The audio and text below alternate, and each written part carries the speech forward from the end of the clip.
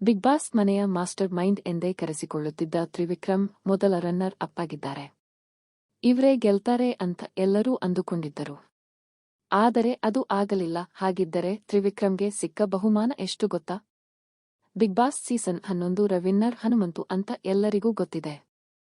ಹಳ್ಳೆ ಹೈದ big boss ಮನೆಗೆ ಬಂದು ಎಲ್ಲರ ಮನಸ್ಸು ಗೆದ್ದು ಜೊತೆಗೆ 50 ಲಕ್ಷ ರೂಪಾಯಿ ಗೆದ್ದು ಬಿಗಿದ್ದಾರೆ.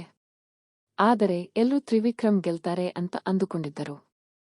ಬಿಗ್ ಬಾಸ್ ಸೀಸನ್ 11 ಶುರುವಾದಾಗ ತ್ರಿವಿಕ್ರಮ್ ನೋಡಿದ ಪ್ರೇಕ್ಷಕರು ಪಕ್ಕಾ ಇವ್ರು ಫೈನಲ್ಗೆ ಬರ್ತಾರೆ ಅಂತ ಎಲ್ಲರೂ ಆಗಲೇ ಡಿಸೈಡ್ ಮಾಡಿದ್ದರು. ಅದರಂತೆ ತ್ರಿವಿಕ್ರಮ್ ಫೈನಲ್ಗೆ ಬಂದು ಗೆಲ್ಲೋದ್ರಲ್ಲಿ ಜಸ್ಟ್ ಮಿಸ್ ಆಗಿದ್ದಾರೆ. 21ನೇ ದಿನಕ್ಕೆ ಬಿಗ್ ಬಾಸ್ ಮನೆಗೆ ಬಂದ ಹನುಮಂತು ಗೆದ್ದು ಬೀಗಿದ್ದಾರೆ. ಹನುಮಂತುಗಿಂತ ತ್ರಿವಿಕ್ರಮ್ ಯಾವುದರಲ್ಲಿ ಕಡಿಮೆಯಾದ್ರು ಅಂತ ಫ್ಯಾನ್ಸ್ ಸೋಷಿಯಲ್ ಮೀಡಿಯಾದಲ್ಲಿ ಚರ್ಚೆ ಮಾಡುತ್ತಿದ್ದಾರೆ. ಕೆಲವರು ತ್ರಿವಿಕ್ರಮ್ ಟಾಸ್ಕ್ನಲ್ಲಿ ಸೂಪರ್ ಆಗಿಯೇ ಆಡುತ್ತಿದ್ದರು. ಆದರೆ ಎಂಟರ್ಟೈನ್ಮೆಂಟ್ನಲ್ಲಿ ಸ್ವಲ್ಪ ಕಡಿಮೆಯಾಯಿತು ಅಂತ ಜನ ಮಾತನಾಡಿಕೊಳ್ಳುತ್ತಿದ್ದಾರೆ. ಇದರ ನಡುವೆ ರನ್ನರ್ ಅಪ್ ತ್ರಿವಿಕ್ರಮ್ಗೆ ಸಿಕ್ಕ ಹಣವೆಷ್ಟು ಅಂತ ಎಲ್ಲರೂ ಗೂಗಲ್ನಲ್ಲಿ ಸರ್ಚ್ ಮಾಡುತ್ತಿದ್ದಾರೆ. ಟಾಸ್ಕ್ಗಳಲ್ಲಿ ಉತ್ತಮ ಪರ್ಫಾರ್ಮೆನ್ಸ್ ನೀಡುತ್ತಿದ್ದ ತ್ರಿವಿಕ್ರಮ್ ವಿನ್ನರ್ ಆಗಬಹುದು ಎಂಬ ನಿರೀಕ್ಷೆ ಇತ್ತು. ಆದರೆ ತ್ರಿವಿಕ್ರಮ್ಗೆ ಹೋಲಿಸಿದರೆ ಹನುಮಂತಗೆ ಹೆಚ್ಚು ವೋಟ್ಸ್ ಲಭಿಸಿವೆ.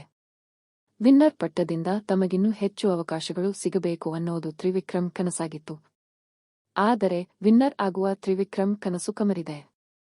ರೆಕ್ಕೆಯ ಟ್ರೋಫಿ ಪಡೆದು ಹಾರಾಡಲು ಆಸೆ ಪಡುತ್ತಿದ್ದ ತ್ರಿವಿಕ್ರಮ್ ಕನಸು ನುಚ್ಚು ನೂರಾಗಿದೆ.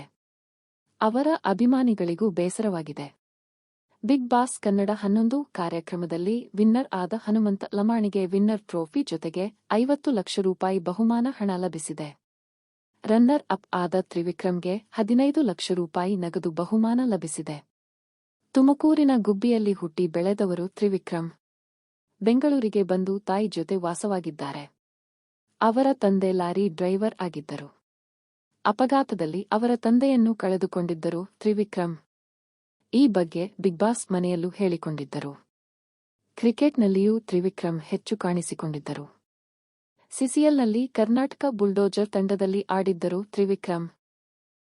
ಪದ್ಮಾವತಿ ಸೀರಿಯಲ್ನಲ್ಲಿ ನಟಿಸಿದ್ದ ತ್ರಿವಿಕ್ರಮ್ ನವರಾತ್ರಿ, ಪ್ರೇಮ ಬರಹ, ಸಕೂಚಿ, ರಂಗನಾಯಕಿ, ಬ್ಯಾಡ್ ಮ್ಯಾನರ್ಸ್ ಸಿನಿಮಾಗಳಲ್ಲಿ ನಟಿಸಿದ್ದಾರೆ.